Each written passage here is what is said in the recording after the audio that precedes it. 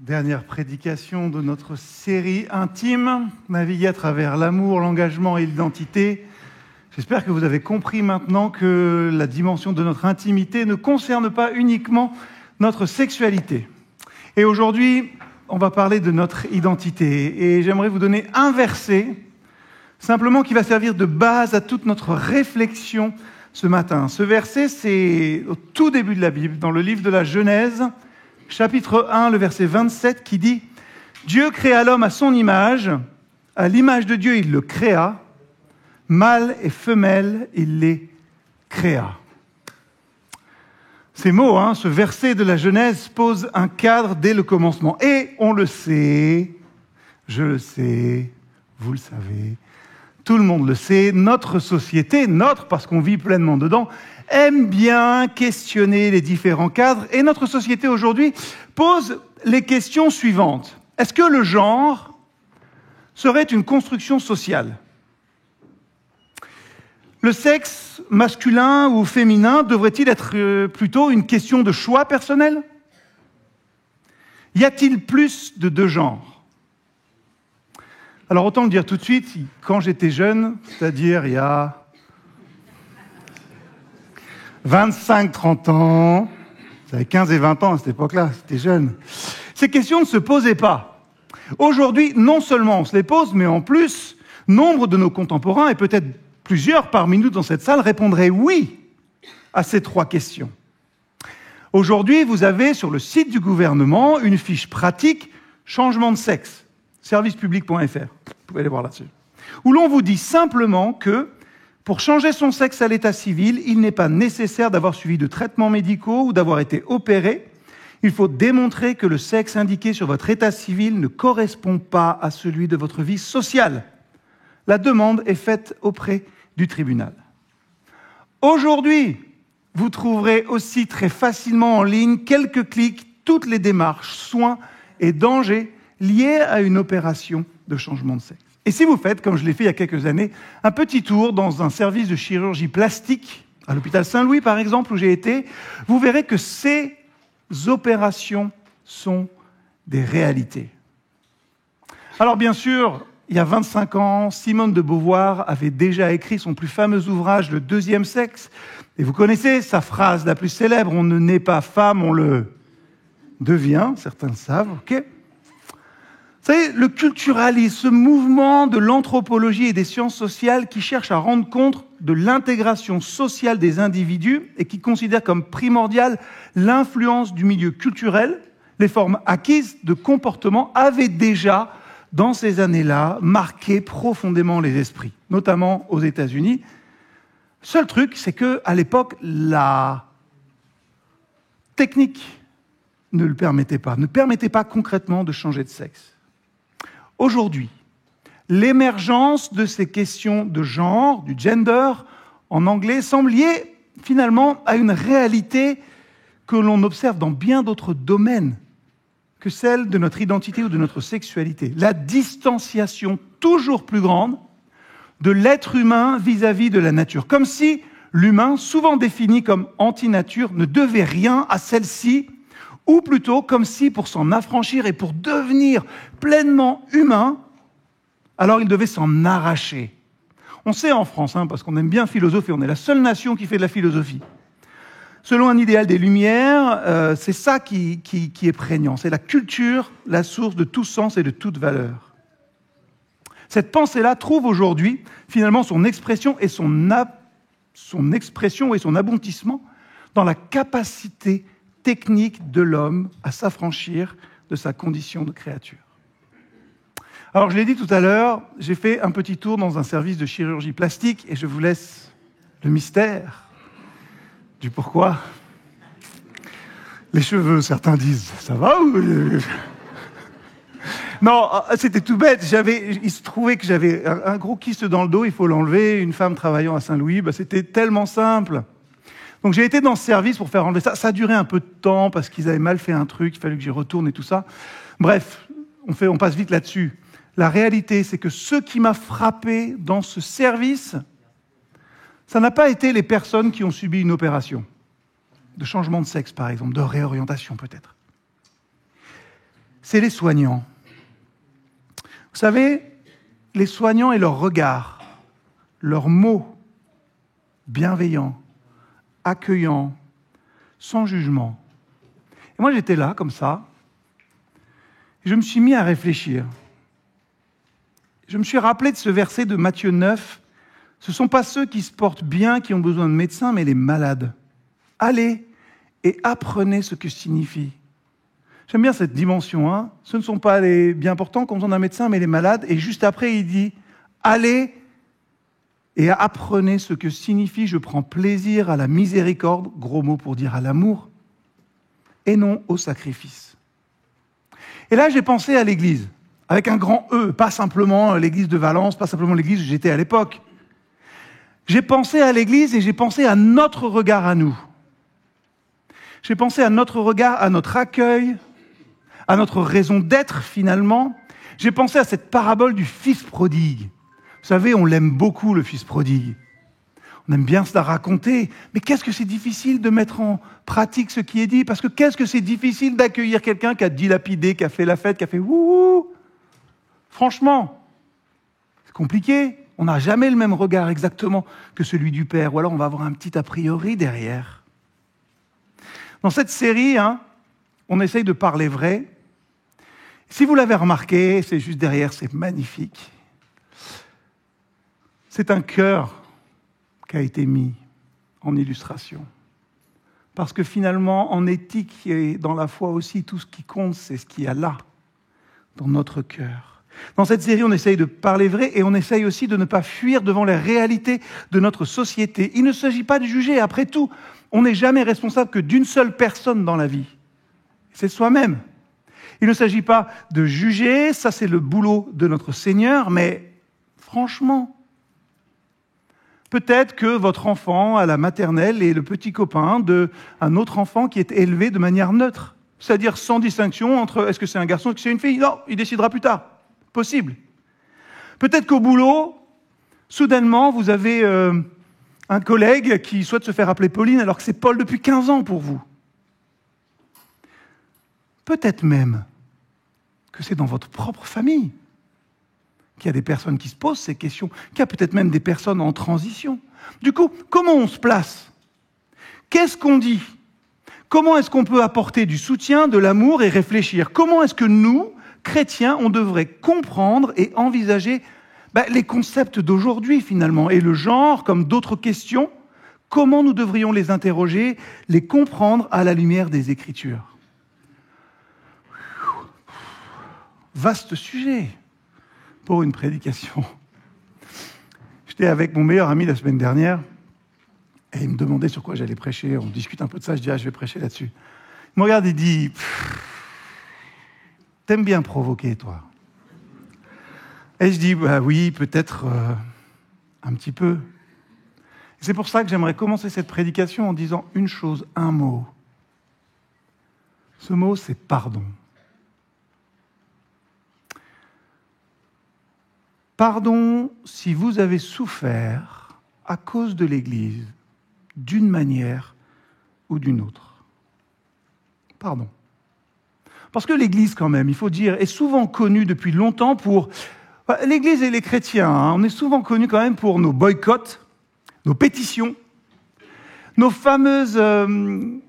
nos fâcheuses tendances à toujours nous définir comme anti quelque chose. Jamais pour, mais plutôt anti. Non, moi je suis contre ça, comme ça. On se place comme défenseur de la morale. C'est tellement simple d'être contre, de fermer son esprit et de lancer des anathèmes.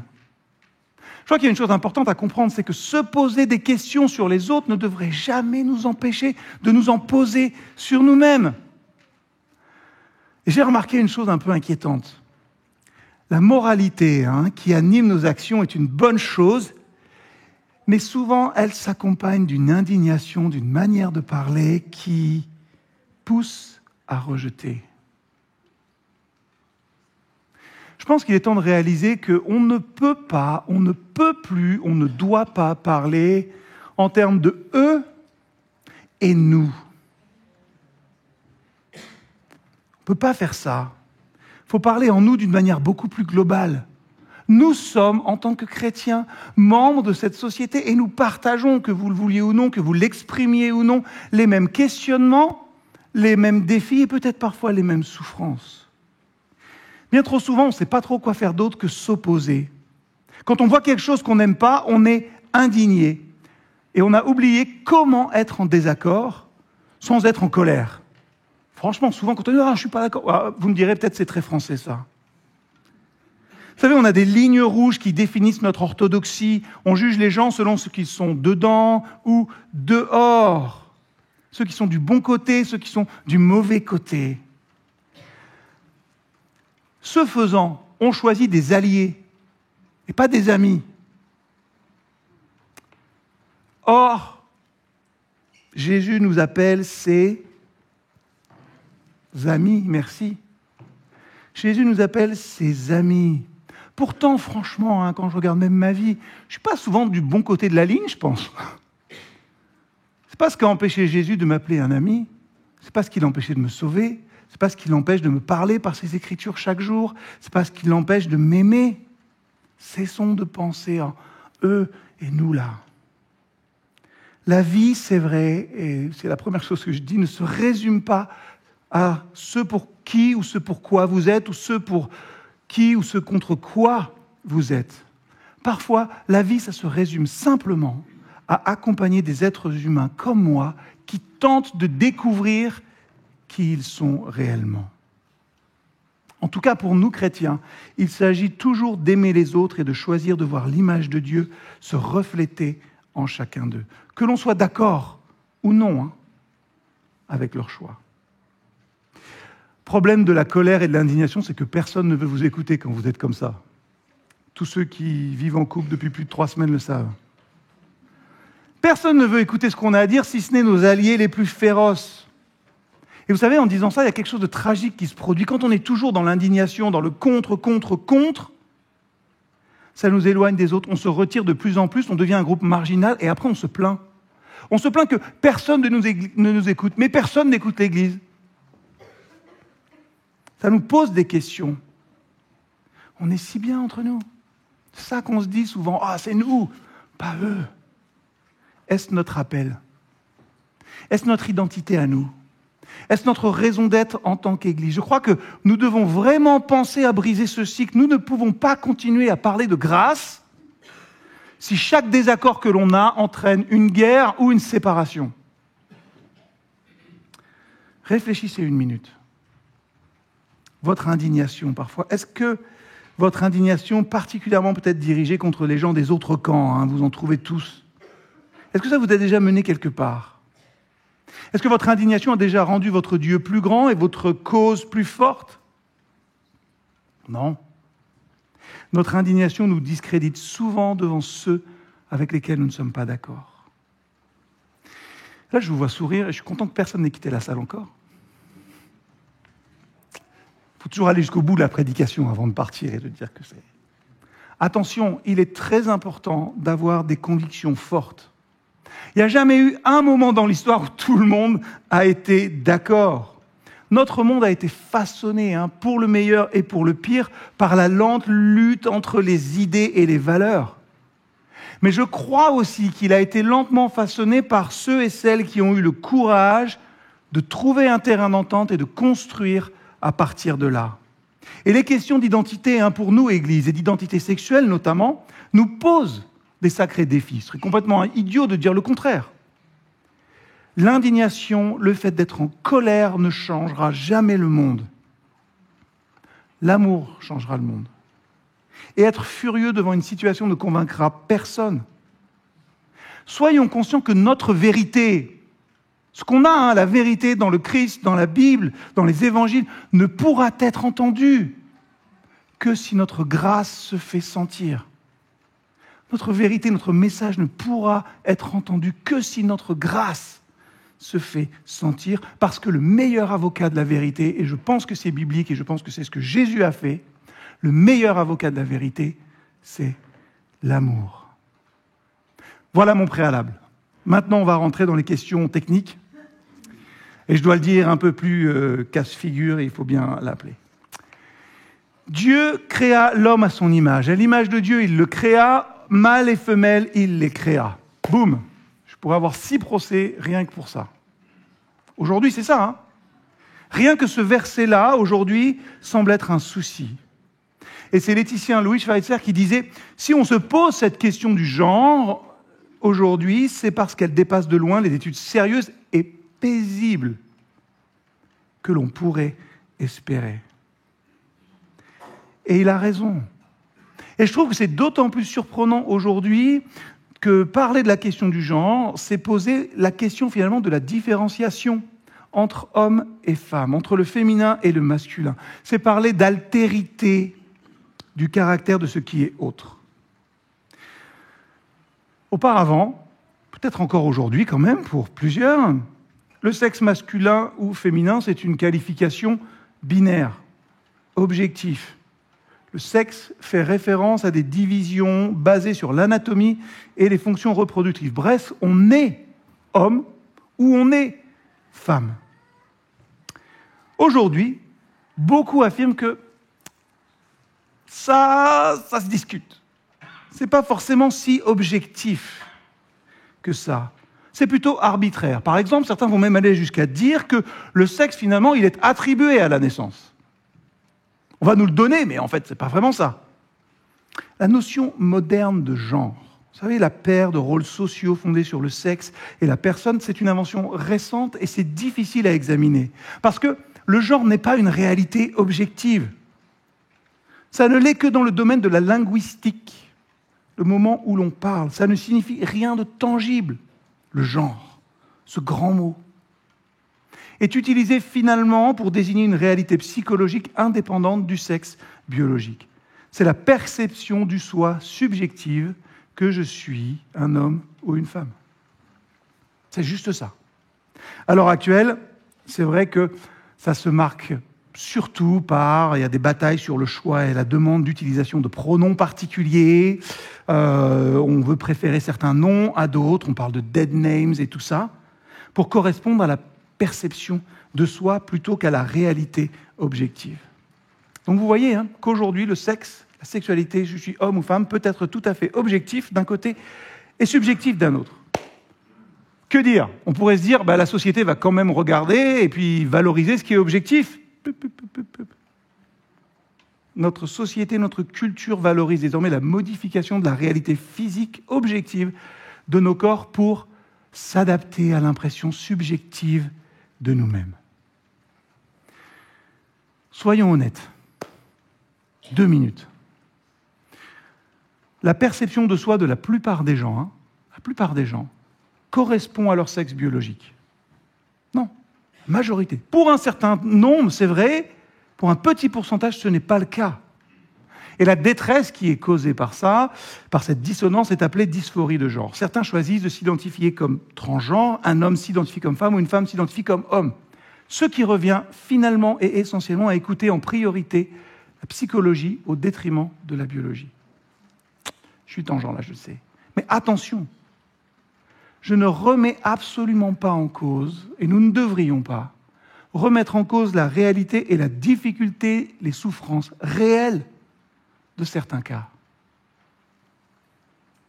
Qu'en est-il des personnes intersexuées? Cette condition quand même exceptionnellement rare. J'ai été chercher les chiffres. Selon tous les chiffres, 1 sur des milliers, pas des centaines, on va dans les statistiques de 0,015 pour les médecins à 1,5 ou 2 de la population pour les associations. Et l'ONU coupe la poire en deux en statuant sur 1,7% de la population mondiale qui serait intersexe. Est-ce que ça prouve que le sexe est non-binaire et non-objectif? Je ne pense pas. C'est un phénomène biologique qui arrive où un individu peut avoir une ambiguïté génitale. En biologie humaine, cependant, les conditions exceptionnelles n'annulent pas les catégories. Alors on est aujourd'hui face à un dualisme qui sépare l'esprit et le corps et qui élève la compréhension de soi en tant que déterminant de la personnalité, d'où l'apparition de ce néologisme, l'identité de genre. Mais la vérité, encore une fois, c'est que notre perception de nous-mêmes décrit au mieux ce que nous ressentons est certainement pas qui nous sommes. Je tente le coup. Regardez-moi, votre pasteur, par exemple, se regarde dans la glace et va se dire « Ah, t'es un peu trop gros, quoi. » Merci pour ceux qui rigolent. Pensez à tous vos petits complexes, à la manière dont vous vous percevez et la réalité de ce que les autres voient. La vérité est que notre perception de nous-mêmes décrit au mieux ce que nous ressentons, certainement pas qui nous sommes. Ce qui est important, c'est ce que je pense être profondément. Ce qui est important, c'est mon choix, et ça ne se discute pas. Voilà comment on réfléchit aujourd'hui. Certains affirment donc que les femmes et les hommes sont déterminés par la culture. Comment comprendre ça ? Comment comprendre ? Il s'agit en fait d'une fusion de l'homme et de la femme avec la classification séparée de masculinité et de la féminité. Masculinité et féminité seraient uniquement des caractéristiques comportementales associées au fait d'être un homme ou une femme. Mais ça peut être façonné de bien des manières par notre culture et nos attentes. Il est clair que le rôle attendu, par exemple pour les femmes, dans les sociétés varie énormément, d'un endroit à un autre, d'une époque à un autre. Les stéréotypes sont variables, mais ils sont toujours existants malheureusement. Demandez à Taylor Swift. On trouve assez naturel aujourd'hui qu'une femme puisse être professeure, médecin, avocate, policière, chef d'entreprise, maire d'une ville, députée, pasteur. Il est clair que pour nos grands-parents ou arrière-grands-parents, ça n'aurait peut-être pas été si naturel que ça. L'idée qu'on se fait du rôle de la femme a changé fortement et rapidement, mais l'idée n'était néanmoins pas restée stable partout et pendant des siècles. Je pourrais faire la même remarque avec la question de la masculinité, vous savez, la sacro-sainte masculinité, qui dirait que pour être masculin, pour être un homme, il faut être rude, dur, sans émotion et pas franchement poète.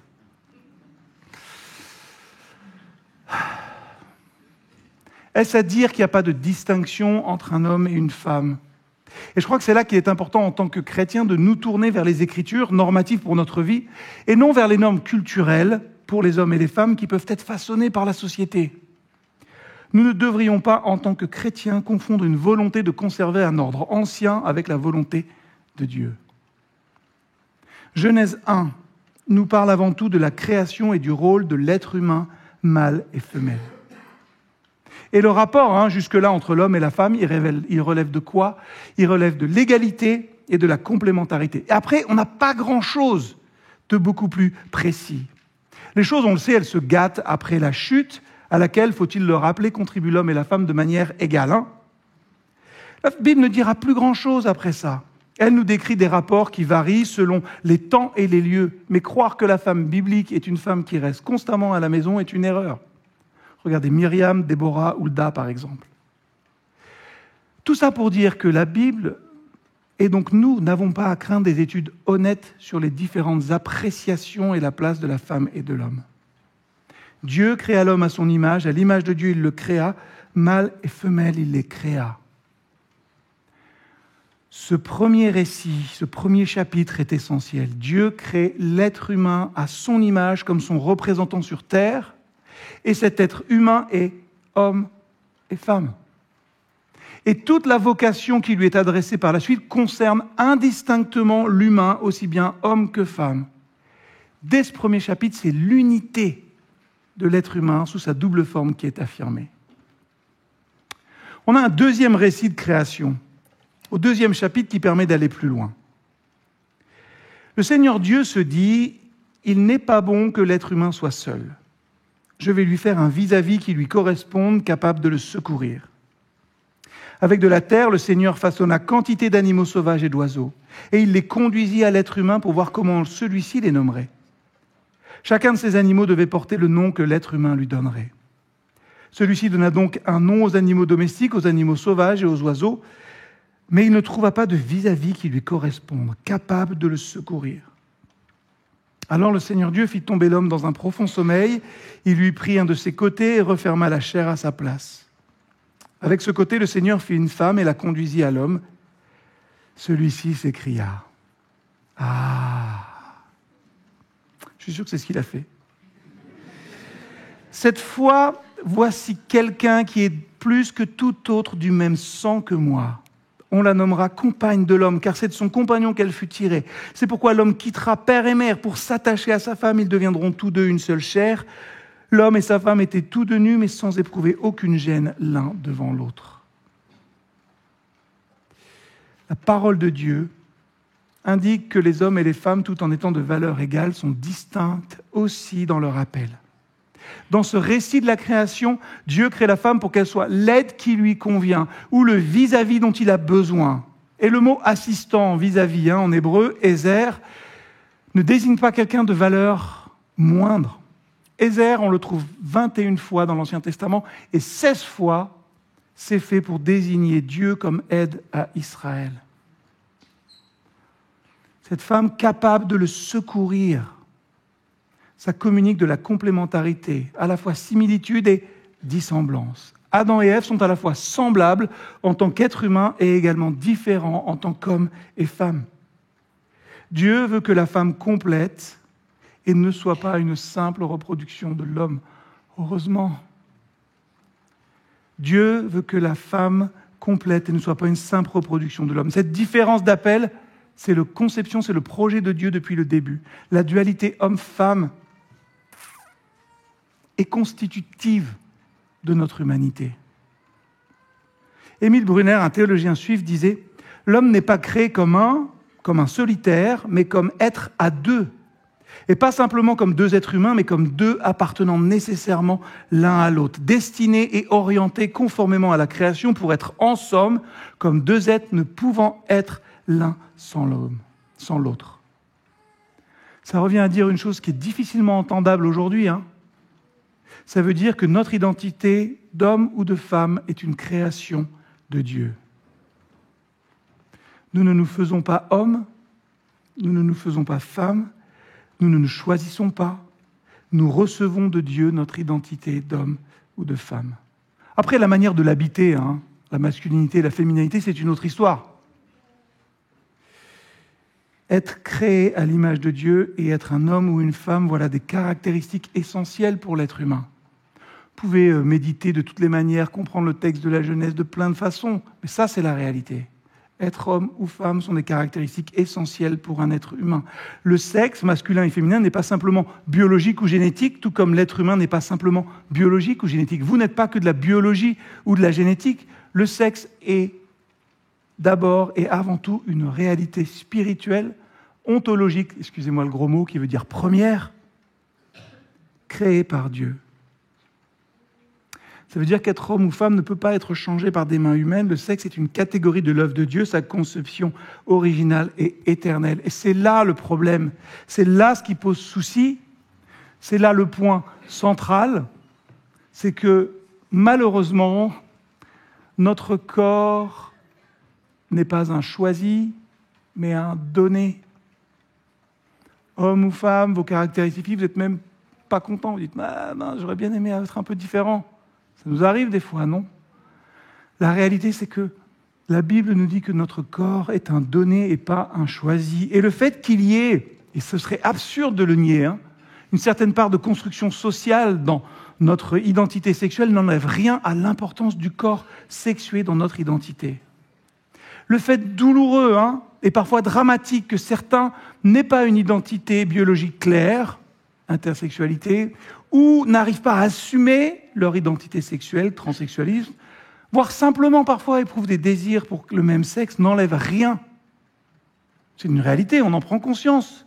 Mais ça n'enlève rien à cette dimension générale et structurante de la différenciation sexuelle pour l'humanité. Dissocier totalement biologie et orientation sexuelle, ça revient à créer une humanité nouvelle. J'ai entendu un jour une phrase qui m'a fait réfléchir. La question de la transsexualité n'est pas simplement une bataille pour ce qui est masculin et féminin, mais plutôt une bataille pour ce qui est vrai et réel. Aujourd'hui, tout nous dira, vous êtes ce que vous ressentez.